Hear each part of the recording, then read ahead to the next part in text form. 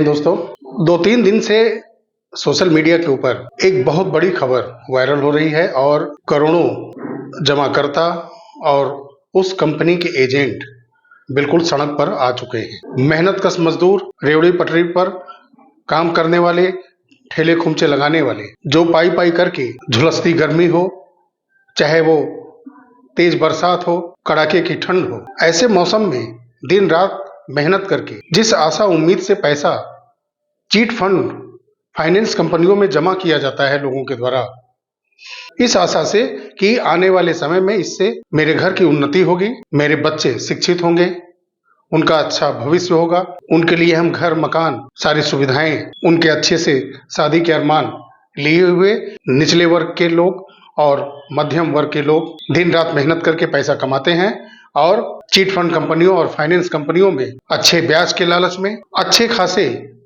बड़े amount return के लालच में पैसा जमा करते हैं।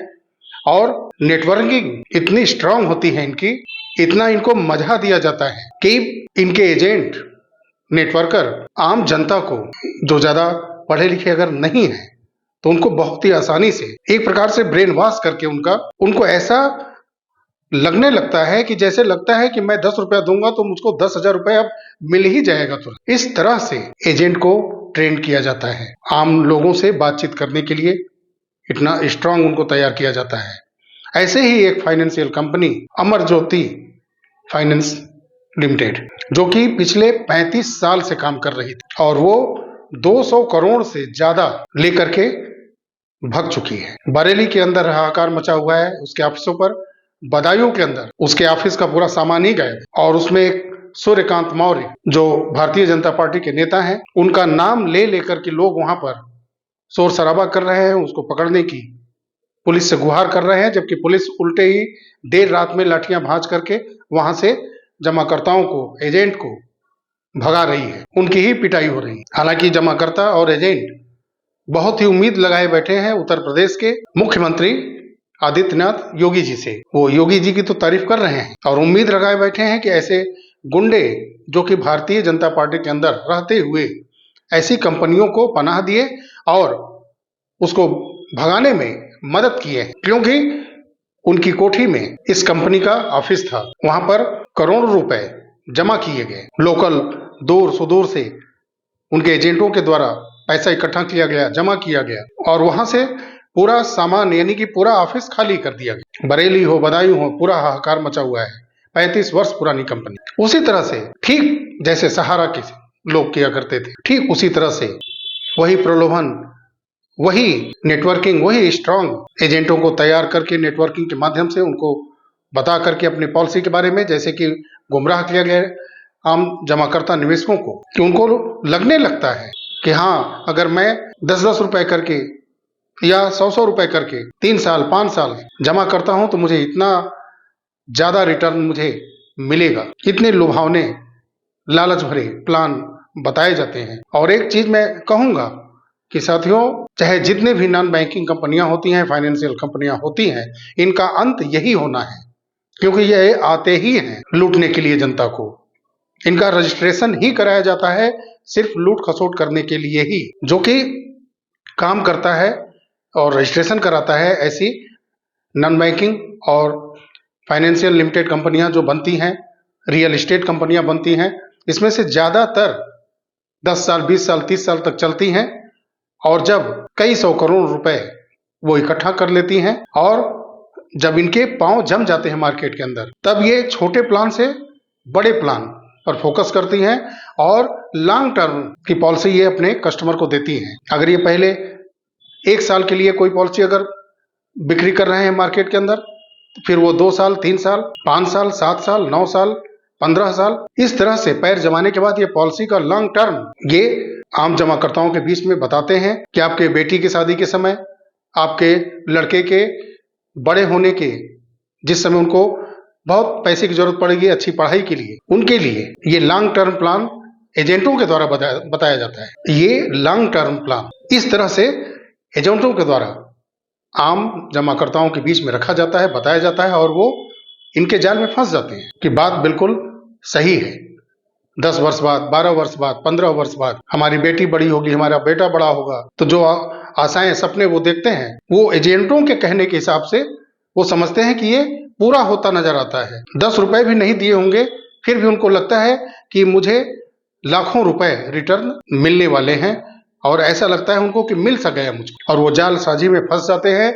और यही लॉन्ग टर्म का पैसा 10 वर्ष 15 वर्ष तक जब कंपनियां काम कर लेती हैं, तो जब उसके बाद जब वो लॉन्ग टर्म की पॉलिसी बिक्री करती हैं मार्केट के अंदर जमाकर्ताओं को, तो वही लॉन्ग टर्म का पैसा लेकर के वो भागती हैं। जो कंपनियों का रूल है, पॉलिसी है, उससे अलग ये पॉलिसी बनाते हैं और उसमें आम जनता को फंसाते हैं, और यही इसका 95% लगभग है भागने वालों का। बहुत सारी कंपनियां हैं जो कि मैं बिल्कुल आपके सामने रख सकता हूं उनके नाम, जिन्होंने कि सहारा की ही तरह बड़े बड़े क्रिकेटरों को उन्होंने एक चैरिटी मैच के लिए बुलाया था, सबको पेमेंट किया था, उनकी जर्सियां तैयार की गई थी। बहुत सारे हैं ऐसे, कृषि एक्सपोर्ट नाम है उसका, आया चला गया। और 2-3 वर्षों से साइंस सिटी का नाम आपने सुना हो, वो भी रियल एस्टेट कंपनी न जाने कितने एकड़ जमीन का घोटाला की, फर्जीवाड़ा की, और जो उसके मैनेजिंग डायरेक्टर हैं उनके ऊपर तो कई केस भी दर्ज हो चुके हैं, और कई जगह की इस कंपनी की जमीन ईडी ने जब्त कर रखी है। लेकिन उससे मिलने वाला क्या है? ये जब्त करने से क्या होता है? एक छोटा सा कागज का टुकड़ा ईडी के लिए, सरकार के लिए, कोर्ट के लिए कोई महत्व नहीं रखता है, लेकिन वही कागज का टुकड़ा जो जमा करता है उसके लिए पूरा जीवन है। तो वो पेपर, चाहे कोर्ट हो, चाहे सरकार हो, चाहे वो ईडी हो, सीबीआई हो, सीआईडी हो, तो वो जब कागज का टुकड़ा उस कंपनी ने दिया है और उस पे ये दिख रहा है कि इतना अमाउंट इस व्यक्ति ने उस कंपनी को दिया है जिसके एवज में उनको बॉन्ड मिला है, तो पैसा उसको न मिल करके ये सरकारी संस्थाओं में पैसा क्यों जमा होता है? जब उसकी प्रॉपर्टियां जब्त होती हैं और जो उसके बैंक में खातों में पैसे पड़े हैं, वो जब वो सीज होते हैं, तो उन पैसों को आम लोगों को, जो उनके जमाकर्ता हैं, उनको भुगतान करने की बजाय ये सरकारी संस्थाएं अपने पास पैसा क्यों रखती हैं? केस को टालते रहिए। जैसे 2010 से 2025 चल रहा है, सहारा, बीच में बहुत सारी चिट फंड कंपनियां, फाइनेंशियल कंपनियां, प्राइवेट लिमिटेड के नाम से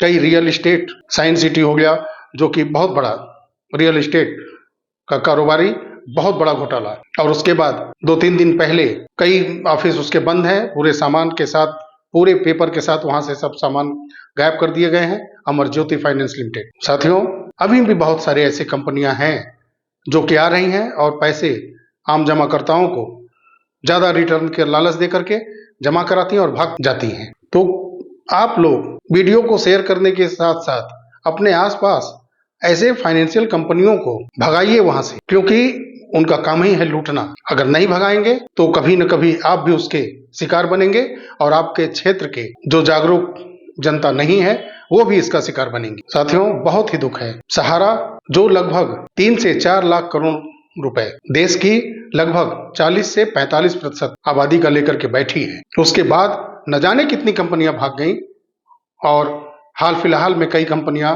भगी हैं। फिर भी ऐसे वीडियो के माध्यम से लोग जागरूक नहीं हो रहे हैं। मत जमा करिए पैसा, ऐसे जो बड़े रिटर्न का लालच देते हैं उनको धक्के मार के निकालिए। ऐसे नेटवर्किंग करने वालों को, ऐसे एजेंटों को कुछ नहीं मिलने वाला है। अगर इतना ही प्रॉफिट होता तो जो अरबों खरबों के बिजनेस करने वाले गवर्नमेंट के बैंक हैं, उनके यहाँ इतने बड़े रिटर्न क्यों नहीं मिलते हैं? कभी आपने सोचा नहीं है कि वो तो बिल्कुल आज के माहौल के हिसाब से बिल्कुल वो अपग्रेड हैं, अप टू डेट हैं, और वो सरकार के अधीन काम भी कर रहे हैं, सारे रूल को लगभग वो फॉलो कर रहे हैं, तो क्यों नहीं वो इतना बड़ा प्रलोभन दे के बड़ी बड़ी ऐसी रिटर्न की पॉलिसियां ला करके सारे कस्टमर को अपने पास बुला रहे हैं? क्योंकि वो भी डूब जाएंगे। और सरकार कैसे ऐसे लाइसेंस देती है? कंपनी ऑफ रजिस्ट्रार क्या करती है? SEBI, reserve bank of India क्या कर रहे हैं ये लोग? कोई भी जाए रजिस्ट्रेशन कराए, और रजिस्ट्रेशन करा के 5 साल, 10 साल, 15 साल, 20 साल, 30 साल, 35 साल, 50 साल, 55 साल, इस तरह से एक लंबे समय तक कंपनी चलाए, करोड़ों अरबों खरबों रुपए लेकर के जनता का बैठ जाए, और फिर नेता के साथ, कोर्ट की व्यवस्था के साथ घुल मिल करके केस को लंबा खींचता जाए, क्योंकि उसके पास अरबों खरबों रुपए हैं, सबको खरीदने का उसका मादा है, खरीद सकता है। लेकिन जनता कितना आशा से देखती है अपने चुने हुए नेताओं की तरफ और न्यायालय पालिका की तरफ। लेकिन वो क्या जाने, जैसे भोली भाली जनता को एक आम एजेंट नेटवर्कर जाके ब्रेन वॉश करता है उसका अपने पॉलिसी से, बड़े रिटर्न की वजह से, और वो क्या जाने कि इतने बड़े लेवल पर कैसे केस को खींचा जाता है। वो बहुत ही आशा भरी निगाहों से देखता है इन लोगों की तरफ, लेकिन अंदर की सच्चाई तो ये है कि आप चले जाइएगा, आपने जिसके लिए पैसा जमा किया है वो उस एज में आ जाएगा जिस एज के लिए आपने पैसा जमा कर रखा था। बेटा हो या बेटी हो, शादी का समय, पढ़ाई का समय, जब बड़े खर्च का समय आएगा वो भी कुछ नहीं कर पाएंगे, क्योंकि आप भी शायद रहें या न रहें, लेकिन ये पैसा मिलने वाला जल्दी नहीं है। और सरकारें इतना निम्न स्तर से काम करती हैं या कराई जाती हैं, क्योंकि मैं समझता हूं कि ये गैंग है एक, और करता है इसीलिए ये कोई कम समय के लिए, कोई ज्यादा समय के लिए करता है और ठग करके आम जमाकर्ताओं का पैसा लेकर के इस सिस्टम में बंदर बांट करके बैठ जाता है। जो पकड़ा गया वो कोर्ट के जरिए लंबा खींच करके केस फंसा देगा। और यही हुआ, अगर सहारा श्री लखनऊ में गिरफ्तार नहीं हुए होते, अगर वो विदेश भागने में सफल हो जाते, जैसे कि आज उनके 2 पुत्र हैं, तो आज अगर वो भारत के अंदर नहीं रहते तो कुछ भी नहीं होता। विजय माल्या, नीरव मोदी, ये उदाहरण नहीं है क्या? वो कब आएंगे, पकड़ के प्रत्यर्पण होगा, भारत आएंगे तो वसूली होगी, उनकी प्रॉपर्टियां जब्त हुई हैं, लेकिन कोई मतलब नहीं निकलता है। ये ठीक है कि वो बैंकों का लेकर के पैसा भागी, बैंक नीलामी करा के पैसा अपने पास रख रही हैं या रख ली होंगी, लेकिन आम जमाकर्ताओं, निवेशकों के साथ ऐसा नहीं होता है, क्योंकि हम लोग के पास उतना पावर नहीं है कि न्यायपालिका से सीधे टकरा जाए और नेताओं से टकरा जाए, ऐसा नहीं होता है। तो यही है सिस्टम, ऐसे ही चलता है। अगर सत्ता चाह जाए तो सब कुछ जनता को जो उसका हक है, हिस्सा है, वो मिल जाए। नहीं चाहेगा तो सीधा रास्ता है, बहुत ही चालाकी से कोर्ट में पहुंचा दो केस को, और चलता रहेगा, सुलगता रहेगा, सुलगता रहेगा, सुलगता रहेगा। और एक आम आदमी ये समझता है कि केस चल रहा है, केस फाइनल होगा, आदेश हमारे पक्ष में आएगा, पैसा सरकार, सुप्रीम कोर्ट हमारे घर तक पहुंचाएगी, इस आशा में रहता है। ऐसा सुप्रीम कोर्ट आदेश करता है, फिर भी कंपनियां पैसा नहीं देती हैं। रियल एस्टेट और हाउसिंग का 2010 से 2012 के बीच का आप याद कर लीजिए वो सिचुएशन क्या था। पैसा जमा करना था विथ 15% इंटरेस्ट के साथ देना था, लेकिन हुआ क्या? चलिए, वीडियो काफी लंबा हो गया। वीडियो अच्छा लगा हो तो लाइक करिएगा, शेयर अवश्य करिए। चैनल पर अगर आप नए हैं तो चैनल को सब्सक्राइब अवश्य करिएगा, बेल आइकन को प्रेस करिए, ताकि आने वाली वीडियो की सूचनाएं आप तक पहुंचती रहें। मिलते हैं अगले वीडियो में, तब तक के लिए नमस्कार, जय हिंद, जय भारत, वंदे मातरम।